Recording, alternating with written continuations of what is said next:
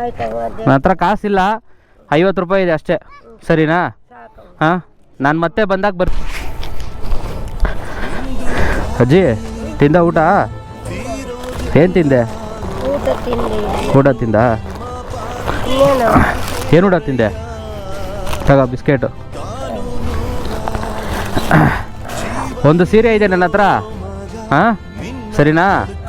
ಇವಾಗ ಬರೋದು ಹಬ್ಬ ಶಿವರಾತ್ರಿಯಾ, ಒಂದು ಸೀರೆ ಉಟ್ಕೋ ಸರಿನಾ? ತಗೋ.